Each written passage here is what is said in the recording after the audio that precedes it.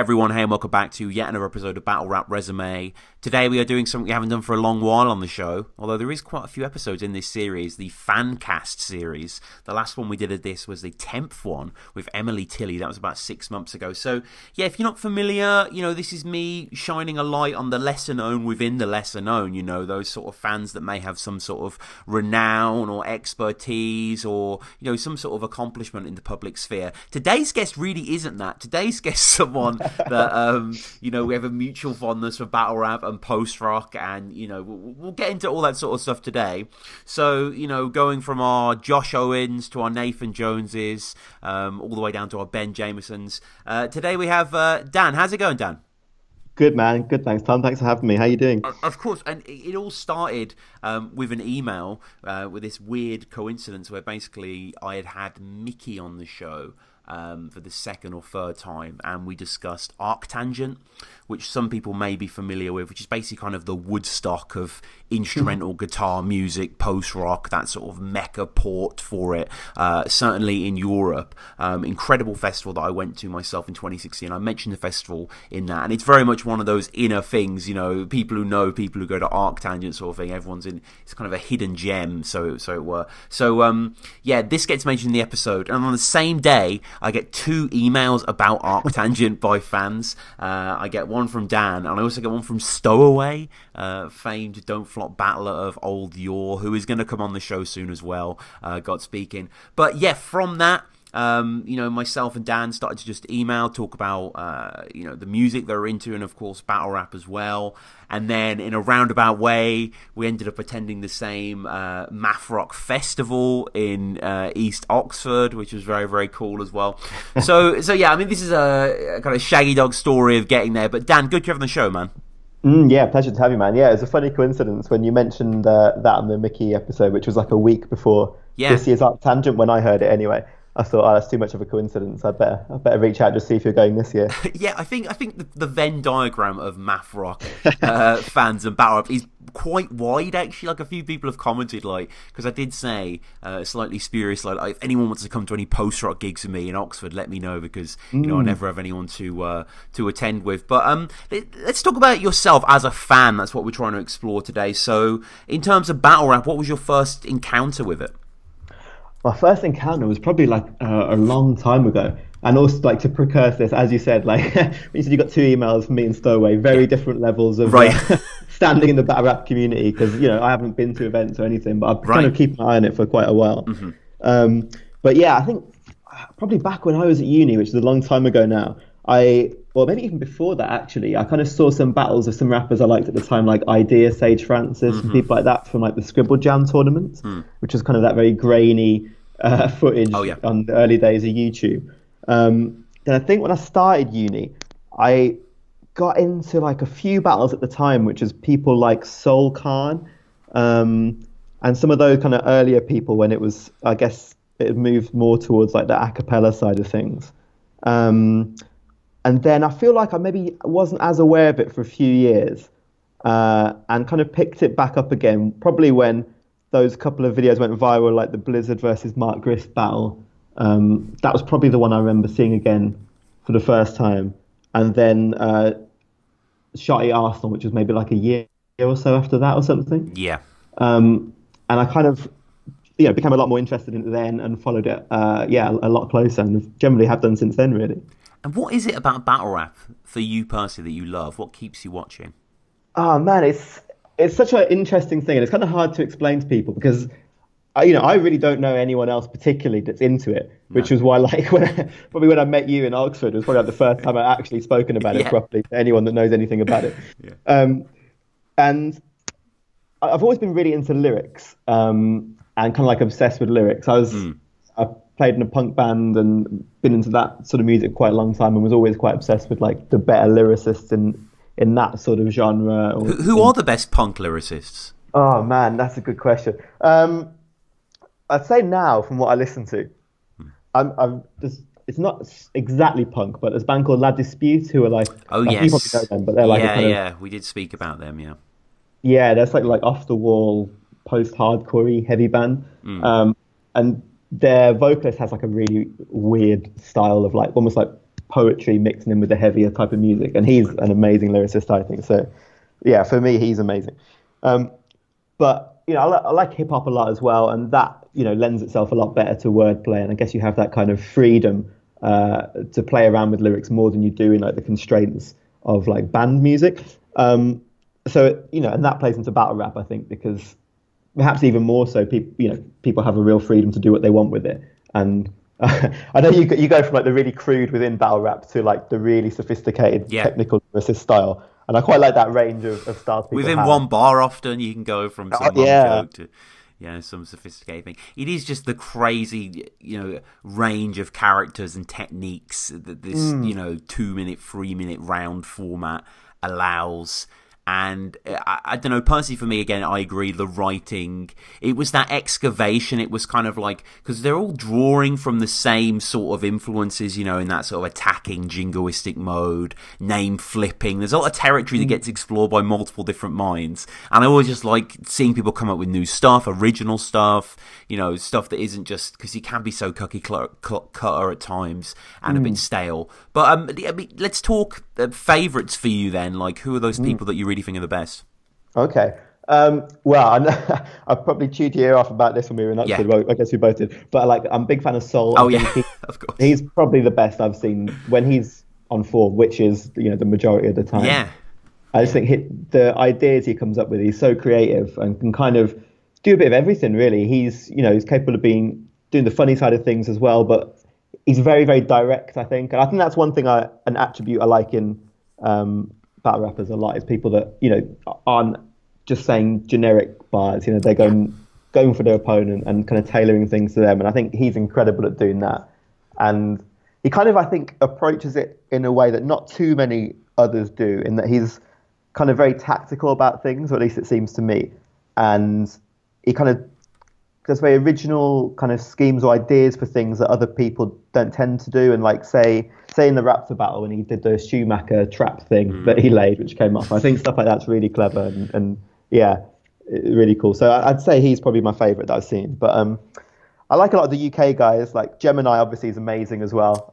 He's just hasn't really put a foot wrong as far as I can see in any of the battles he's done. I think he's lost like 2 rounds or something. His streak. I can't remember seeing that. Who were they against? I mean, some people argue that he lost a round against Tally, and a lot of people point to various different rounds that he's lost, but I don't think anyone is in agreement that he's lost any battles. No, for sure. I just recently rewatched him versus Raptor, the initial battle.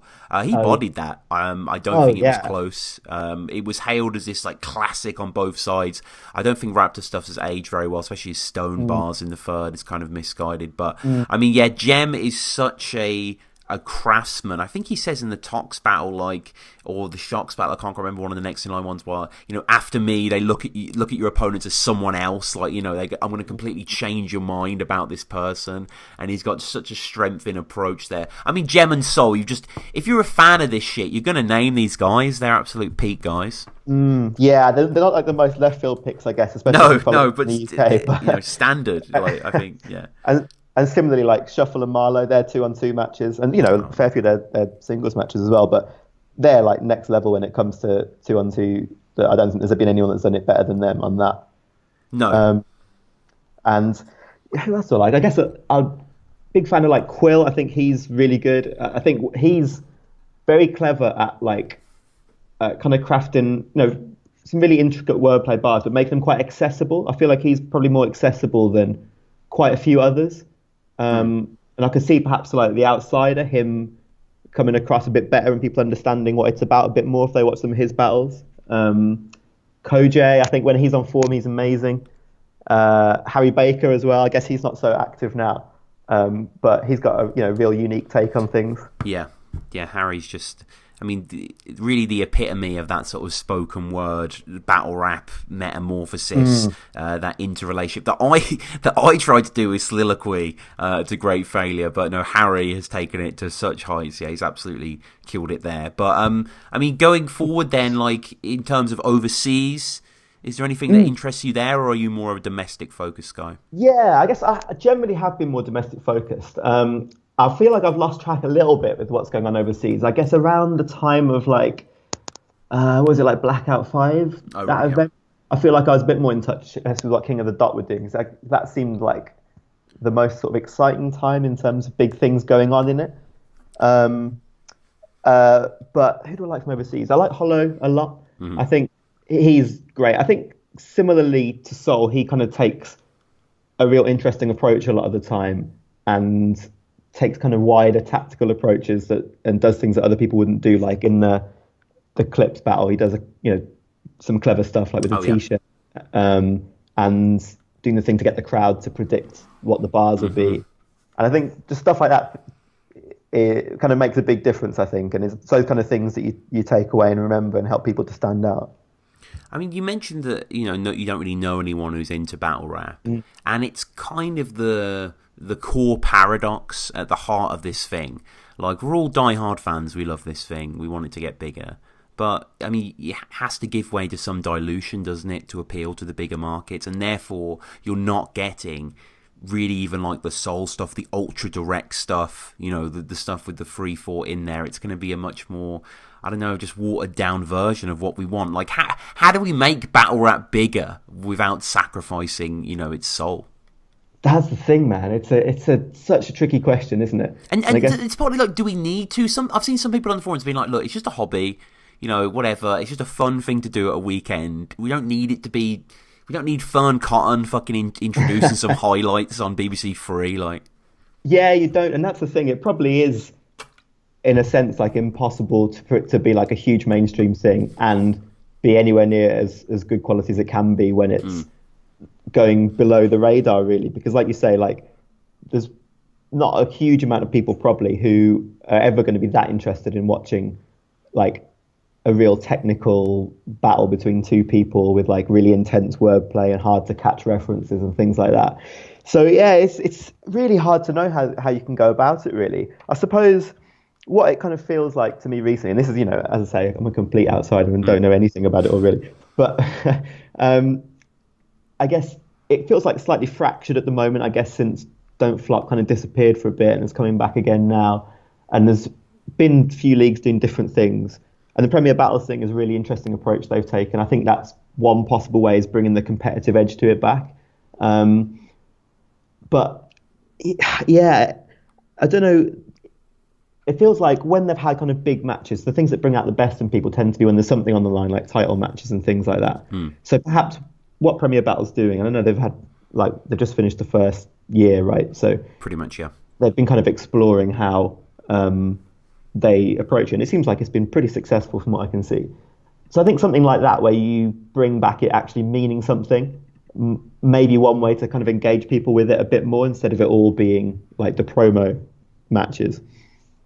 I don't know Yeah. what you think about that. Yeah, I think, that's what Premier Battles are trying to do. They're always trying to catch this, bête noire, this elusive thing. Like battle rap's very mercurial. You can't really put it into fixtures because there's been a lot of no-shows and some of the rules have been a bit vague about what they mean. So, not that I'm shoving the blame on them. I mean, it's an incredibly difficult thing to pull off and they've done really well with it. And it has been a mighty success. But yeah, I think that's necessary. I think even, I don't know, like I remember as a kid I used to watch Top of the Pops 2 and they would show the classic clips of the bands. And then often you get some trivia at the bottom or you just get some sort of annotation to clear things up or clarify or add to the meaning. And I can't help thinking like something like that because a lot of bars can be a bit, you know what I mean? They can be a bit enigmatic sometimes. It's hard to Oh penetrate yeah, exactly what they mean. it's So if there was just a little bit, ding, okay, so Enigma is referencing da or something like that. I don't know, because it can be quite a mysterious patchwork to go through. But that's kind of the joy of being a fan, I think, when you go in and, oh, there's Hitman Holler and there's Holler the Don and John John's Don. Who are these people that keep getting referenced and what the hell's Jump Off and what's a WRC and, and that's part of the process, I suppose. Oh yeah, it's like it's very dense, isn't it? And I think it kind of has to appeal to you in the first place, or to a certain sort of person to get interested in it, to get past all that. Because I guess when you start watching it, for a long time, you're not really understanding a lot of the things Oh, yeah. people are saying, and you You and can kind of, literally watch a half-hour battle and get like one mom joke. Like, yeah, and like not have a clue. no. And yeah, so that's definitely one thing that's probably hard for people to get into. Like quite recently, actually, it might have been since was around the time probably I saw you in Oxford a few weeks ago. There's a mate of mine and his partner actually. One of his partner messaged me and said like, "Oh, me and Matt have been watching this guy called Harry Baker, like his poetry stuff. Right. I think you'll like him, etc." And I was like, "Oh, I actually know this guy already from battle rap, etc." And then the guy, like coincidentally, we were messaging a few like hip hop tunes back and forward as well. And he sent me like a Lunar Sea song and was like, "Oh, this song's really cool." And I was like, "Oh, that guy's also from battle rap as well." So he was saying, "Oh, okay, like are there any, what ones to watch or whatever?" So I was thinking, okay, what are the ones that you can kind of send to him to make it accessible? And the Harry Baker one wasn't too bad because I sent him the Quill video games one, which is kind of its own thing. Yeah, and that's quite a cool one, I think, because it's a lot of references, or for the most part, people can get quite a bit of it. There are some stuff. But then for the Lunar Sea one, I was thinking like, okay, I guess the most recent one he did was versus O'Shea. So I went back and I was like, I'll watch a bit of that again before I send it to him, see if he'll pick up on it. Because in my head, I was like, that's quite an accessible battle. Yeah. And even then, like looking at it, there's quite a lot people wouldn't get, and also quite a lot of like, I know it was a few years ago, but quite like offensive type stuff to people that maybe don't know the unusual boundaries that battle rap exists within. People kind of say things and they understand what it is, and they're not going to get offended or whatever.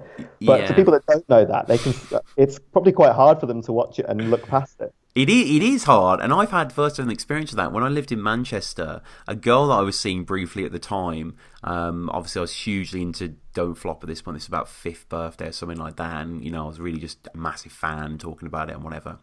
She couldn't deal with it. She couldn't deal with the mom jokes and the degradation of it, even though that was just part of it. And I had to explain to her that it's pantomime, it's all our mothers but none of our mothers. Like, it's just using the archetype, the construct of that as a prism. But she was having none of it. The thing is, I can understand that as well, though. I can see why people would take that from it. And on the whole, I'm not a huge fan of that style. I don't think it's that well done most of the time because it's kind of like going for the lowest hanging fruit, right? Yeah. It can be done really well by some people if you do it in a kind of clever way. But at the same time, you have to look past it to an extent. But I can see why some people can't because I guess it is pretty offensive stuff a lot of the time. It is, I suppose. You've just got to understand that you're stepping into this realm, and it doesn't exist on any sort of epistemological level. It's purely just using language in an expressive way. But people get offended by it, and that's by all means is their right.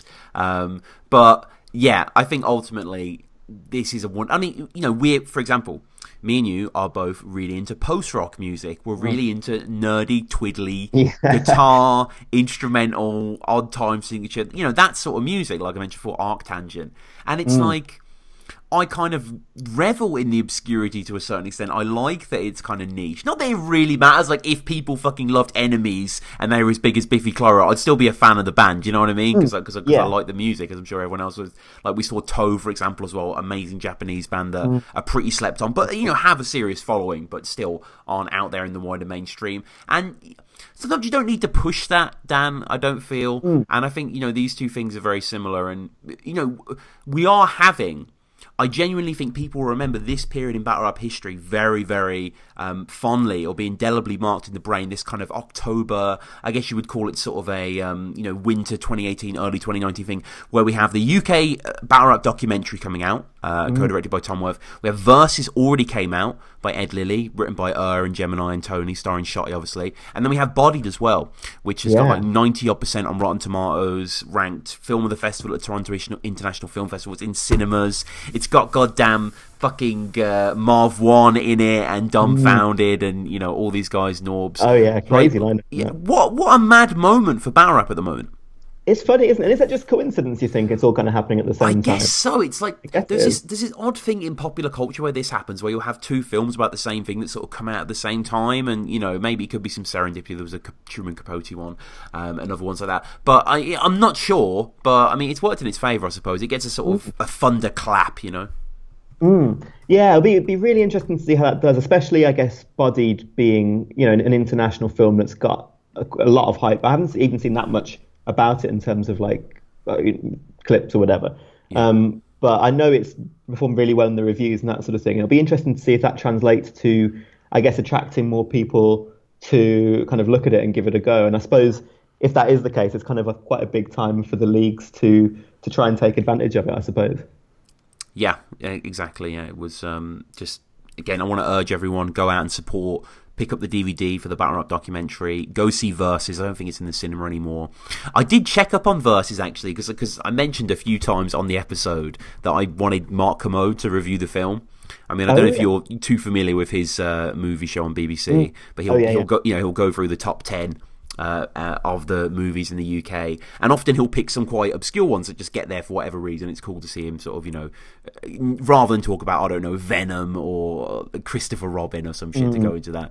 So I was thinking, where is Versus going to place?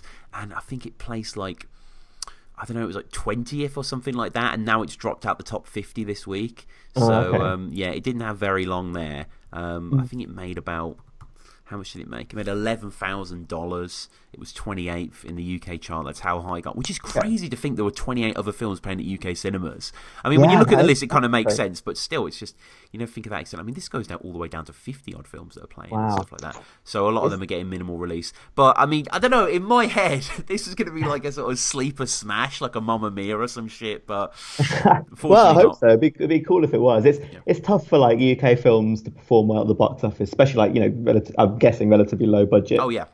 Films it is really difficult. But to get a release in cinemas in the first place is a pretty big thing. Like that's not easy to do.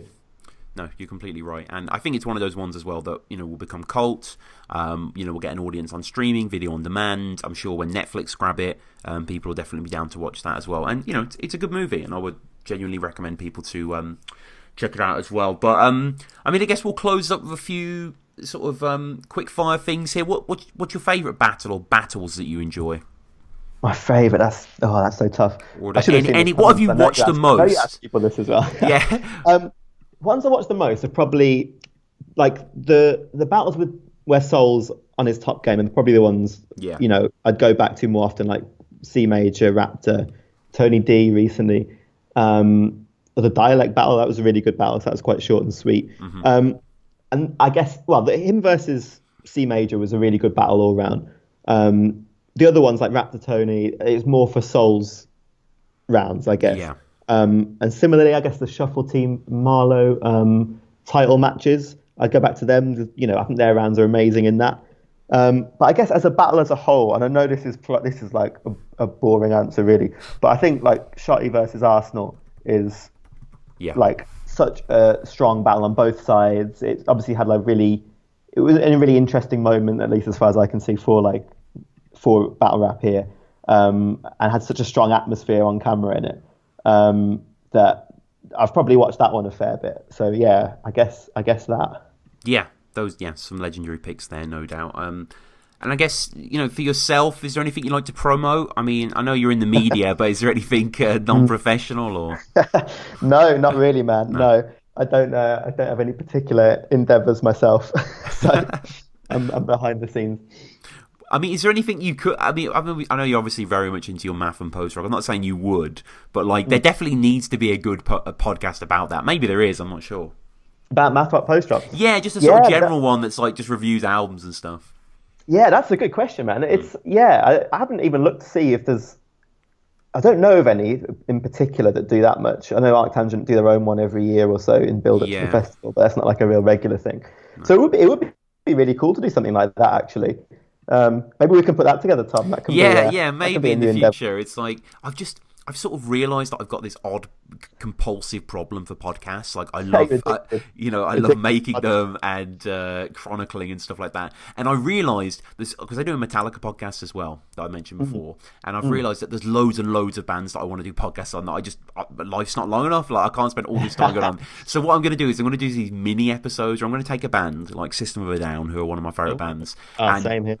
Go through their entire discography, but rank it. So they have about 67 songs, so I'll just go from 67 to 1 in my personal order, give it a minute or two review, stuff like that. So in terms of like future projects, that's what I'm working on next, to count down a System of a Down. But maybe afterwards, a math rock, post rock. I mean, it'd be interesting to review like a 70-minute like explosions in the sky, like, it'd be quite hard, I think. Oh yeah, well yeah, that'd be pretty tough because they're quite slow moving. Yeah. Yeah, you could do what, like director's commentary over the album. But, well, yeah, maybe just sort of sum up the songs. But yeah, directors going, oh, I love this crescendo. Oh, I love this echo. Still, 5 minutes later, Still going. Yeah, no, you could do. I like the fact that System of a Down one as well. I definitely listen to that. Yeah. That'll be out shortly in the next month, 2 months, something like that. But yeah, as always, guys, please follow the show at battlerapresume. Get in touch with me, battlerapresume@gmail.com. If you want to come on the show, any feedback, Patreon is there. If you want to support us as well, please leave us a review on iTunes. Dan, this has been great to have you on, man. Thank you. Absolute pleasure, man. Anytime.